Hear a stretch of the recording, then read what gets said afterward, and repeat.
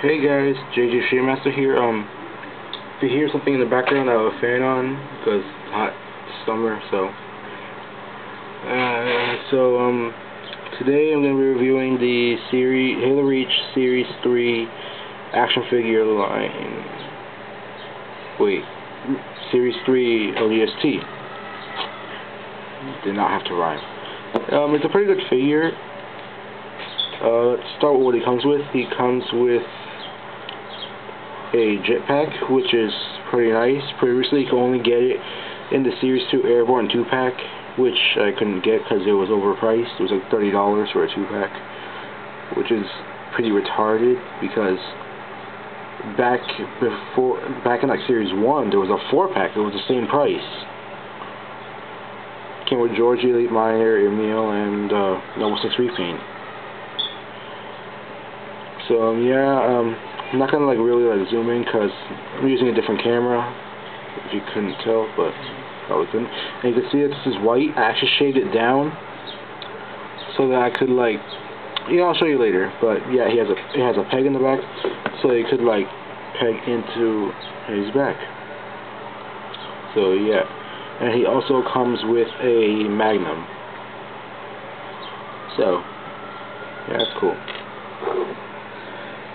Let's say put it on, peg goes in the hole, make a joke if you want.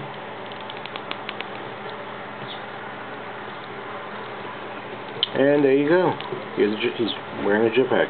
Only problem is there's a space in between. The reason I cut the reason I cut these parts off is because I wanted to fit in the Spartan, because that is what was getting in the way of it fitting good on a Spartan. I'm going to show you. Right here I have the Series 2 Olive CQC. Pretty nice. So yeah, peg hole goes in, and voila. Before it wouldn't really be on right. It would barely go in, and now it can.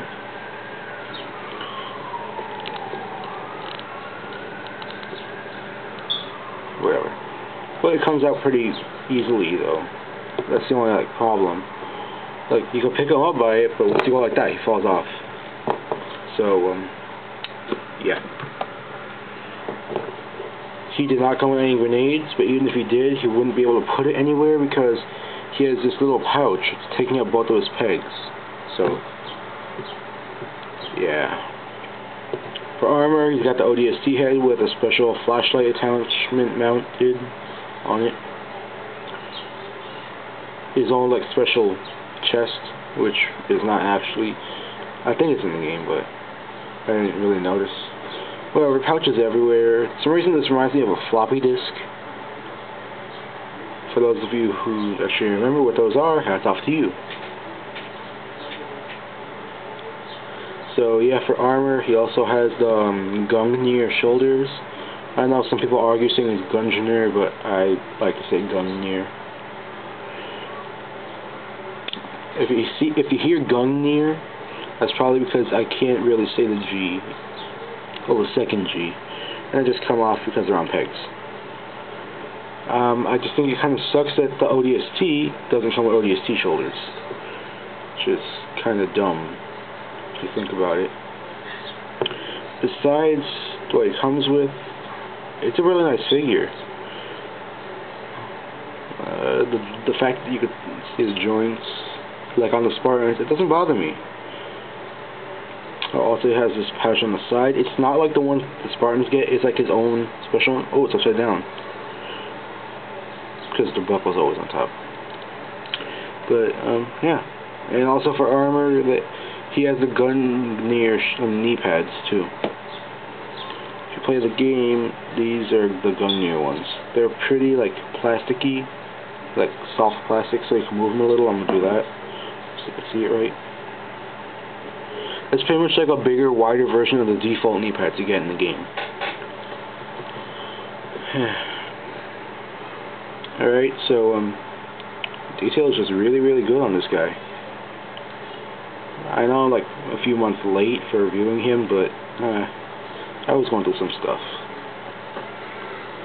And now that I have a job during the summer, I have even less time to do reviews, so yeah, let's get on to articulation. Head is on a ball joint, so I'm going to side to side, go up and down a tiny bit because of this neck piece, which, if you actually want, shoulder pad came off. It's like, what? Whatever. It's pretty easy to pop off. Not easy like you should be okay, that's what you should be concerned about. Head doesn't pop off like as you should be concerned about it, but this part does. Unless it's like fresh out of the box. Or head. I always think the helmet looks better when it's off the figure. Oh, one last thing to note about the helmet. It did not actually have this black right here. I put that in with a Sharpie. I gotta do a touch up again because some of it's coming off. It used to be like all silver, the visor. The black part that I painted used to be all silver, so I gotta do a touch up again. This thing gets in the way of the head's articulation, but you can take it off if you so please to. And there is detail there, so it could look normal-ish. But I think it looks kind of weird. Because you could see his neck and stuff. He gets a wider range of motion, though. Side to side, up and down. Clearly up and down, too. This thing really hinders articulation. Rotate, and I'll just leave it off for the rest of the review. Okay, so arms can go up and down and rotate 360 because we're on a hinge. Elbows, there is no rotation at the bicep. That's the only downside to this figure that makes this not really playable, like as a toy. But at least as a Magnum, it goes point straight, or more or less straight. Because not a hoodlum. More or less. The only upside. Whatever, he cannot hold any other weapon except for maybe the sword. Haven't tried, but I don't want to. So, yeah, bends at the elbow, bends at the wrist, and rotates at the wrist. Upper ab rotation, moves back and forth, side to side. It can rotate 360. So, legs go forward about that much, move backward about that much, and with the knee about there. So also rotate above the knee, as well as on the knee itself, I think. Yeah, right there on the knee itself.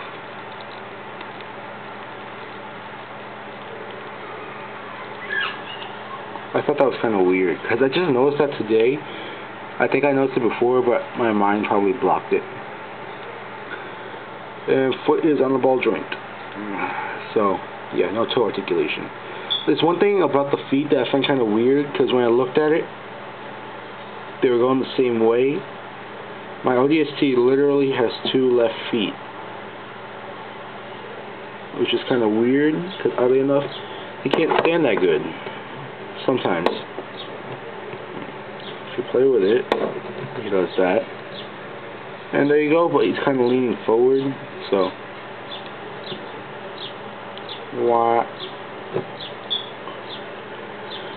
But, yeah. Put his stuff up to the side. Size comparison time. He's flat surface. Let's compare him to a Spartan. Let me get him in the frame. Why are you looking over there? So, yeah, pretty good size difference. Oh, and also I want to make a premiere for another figure that I custom painted. It was one of my most hated figures. Not because it's bad, but because mine was bad. I'll put you back here. I have the Halo 3 Series 8 Marine figure. I pretty much killed him. Again. If you look all over him, there's like silver paint and blood splattered everywhere. Let me show it off on the helmet.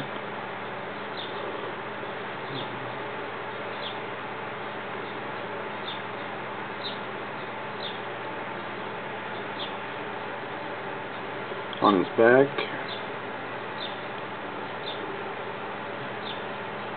Oh, and I took off his backpack. I didn't like it that much. There's some over here, you can't see it. Under the arm, on the side. On his shoulder pad. I'm trying to like get you to be able to see it. Forearm. Even if you pull off the arm, it looks like blood-ish. Armpit. He bleeds from his armpits, people. Get your shotguns. His handless nub covered in blood. Space, blood everywhere. Scratched visor, you can't really see it though, but I scratched it up with an X-Acto knife. Blood coming down from that side, from his mouth, from his nose, all over his neck. But here's why it's on his neck. To decapitate him. Blood inside too. So some paint on the sides again, and on his like shin armor. Trying to see that.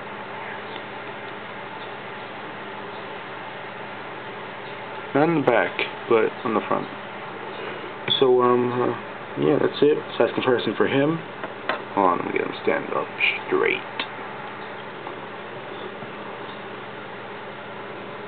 I don't know why, if they're both human, like normal human, why is he shorter than him? It's like, isn't it supposed to be like in the past people were shorter, but in the future people are bigger?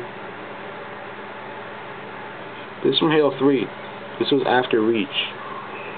What happened?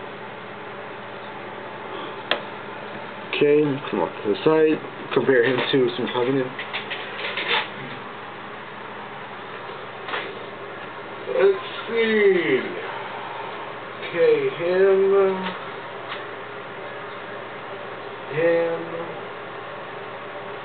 and him. You'll see who him is. I aren't knee grabber. Yeah, just shut up. Okay, so here he is compared to a Halo Reach grunt. Roughly almost the size, like from the tip of the head to the feet. So that's the grunt. Here is an Spec Ops Elite.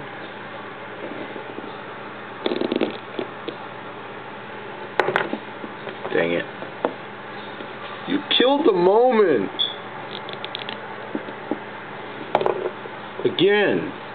Yeah, might as well just... No wonder, I put it on backwards.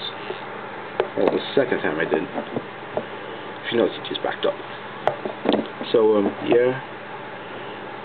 That's them. And here's something I just got like a few weeks, like a week or two ago. A Brute Stalker. Damn, it doesn't even work with him. Wow. Weird day.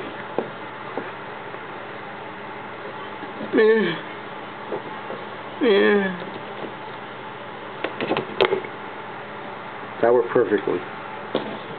Okay, so yeah, I do recommend getting this figure if you can look past the elbow rotation, or if you want to like have him as a display piece, if you want the jetpack, if you want another Magnum, or if you just want to scrap them for parts, because without the rotation, I'm not good with modifying stuff that much, so I'm not going to try.